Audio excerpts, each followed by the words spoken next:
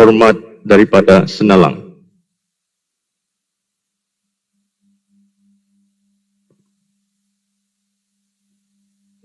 Terima kasih Datuk Speaker. Saya turut serta dalam perbahasan pada kali ini untuk menyentuh tentang akta bekalan elektrik yang ada. Saya ingin bertanya kepada Yang Berhormat dari segi dasar dia, policy of the government of the day. Walaupun saya faham bahawa dia mengambil sedikit masa 7 tahun sepenuhnya SESB ini diambil alih. Cuma saya ingin bertanya, kepelbagaian sumber bekalan elektrik bukan hanya di Sabah, di tempat-tempat lain pun.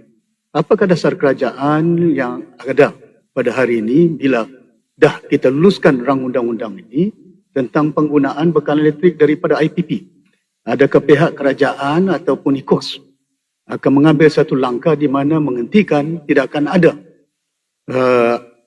IPP pergantungan seperti apa yang berlaku di Sarawak? Tidak ada satu pun IPP di Sarawak. Mereka boleh menjana kuasa sendiri menerusi tenaga elektrik yang ada. Saya yakin bahawa pihak SESB mampu kalau sekiranya kita mempunyai dasar yang jelas dan keupayaan pengurusan pentadbiran yang begitu cekap. Kita boleh katakan bahawa swasta boleh bagi, IPP boleh bagi tenaga. Mereka juga meminjam duit daripada pihak swasta untuk melahirkan can supply the electric to the government of the day. Cuma saya melihat kenapa kerajaan dengan outfit yang ada menggunakan bukan hanya duit yang sedia ada ataupun pinjam daripada contohnya Sabah Development Bank sendiri untuk menjana supaya bekalan elektrik ini mencukupi kepada rakyat Sabah dan juga Sabah. Saya juga ingin bertanya kepada Yang Berhormat tentang apakah dasar pihak kerajaan untuk kegunaan contohnya dari segi membantu pelanggan-pelanggan R100 companies, iaitu untuk mencapai net zero carbon credit yang ada untuk memastikan dia selari dengan dasar dunia pada hari ini. Sama ada kita galakkan, kita mempunyai dasar bekalan elektrik yang ada, penggunaan dia dan pembekal dia. It must be pre-carbon yang ada. Contohnya penggunaan diesel, penggunaan yang environment can contribute to disaster, itu yang kita nakkan. Sama ada kita mempunyai dasar yang cukup jelas. Dan saya juga ingin bertanya kepada kerajaan, contohnya alternative source yang ada, biomass. Ya, kita merupakan satu tempat yang mempunyai ladang kelapa sawit yang cukup besar di negara kita, di Malaysia.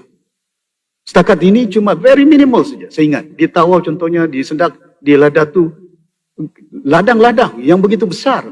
Mereka mungkin hanya menggunakan biomas untuk kegunaan mereka sendiri, hilang-hilang.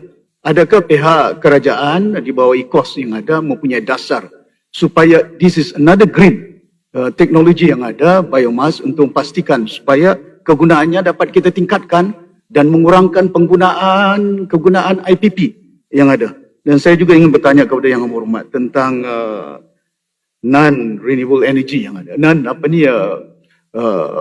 SAIDI yang ada. Apakah langkah-langkah pihak kerajaan untuk memastikan supaya bila terbantu bekalan elektrik ke kampung, ke kawasan ini, bahawa kita mempunyai satu dasar yang begitu jelas, pembekalnya. Ya, sama ada kita mempunyai dasar, we give them a chance, or we terminate them. Dengan jelas bahawa kita tidak boleh bergantung dan kita mendapat bekalan daripada pihak-pihak tertentu untuk memastikan supaya Sabah mempunyai bekalan yang mencukupi. Dan saya ingat setakat itu saja yang saya nakkan bertanya kepada kerajaan, iaitu contohnya SAIDI, kita mempunyai yang terbesar di negara, 262, manakala di Semenanjung cuma 50 saja. Apakah langkah-langkah pihak kerajaan untuk memastikan supaya gangguan, catuan yang ada pada hari ini mulai oleh kena kita dah ambil alih. Kita tidak mahu cuma lip services yang ada menyatakan we take over, then the moment we take over, nothing is done. We don't want to be blamed. End of the day, there you are, you ask for it. Now you're managing SESB. And failure after failure. Kita tidak mahu nanti hempatan bahawa kita tidak ada keupayaan untuk mengurus takbir yang ada. Saya juga ingin bertanya kepada Yang Amat Berhormat bahawa apakah langkah-langkah untuk memastikan supaya tenaga pekerja yang ada di bawah SESB ini mempunyai kebolehan, kemahiran mereka, dilatih. Ada kejadian contohnya adalah Datu, di mana bekalan elektrik lepas itu dia dibawa, lepas itu dia meninggal. Dan ada juga insiden di mana pegawai-pegawai yang tidak terlatih, pegang wayarnya, meninggal dunia. Dan adakah pihak kerajaan mempunyai rancangan untuk melahirkan akademi contohnya, satu pusat? Kita tidak boleh bergantung kepada Kuala Lumpur, send them to KL, to train them to KL.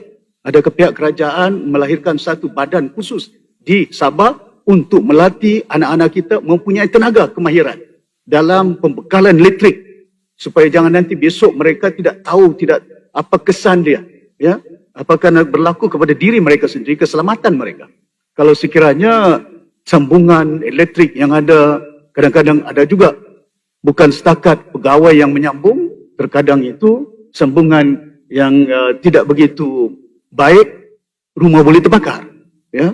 Jadi saya ingin bertanya kepada pihak kerajaan, langkah-langkah yang diambil dasar-dasar jelas, khususnya tadi saya sebut tentang IPP, sama ada masih lagi pihak kerajaan bergantung dan dengan hanya bekalan daripada pihak IPP, dan juga kita source ada green technology yang ada. Terima kasih banyak.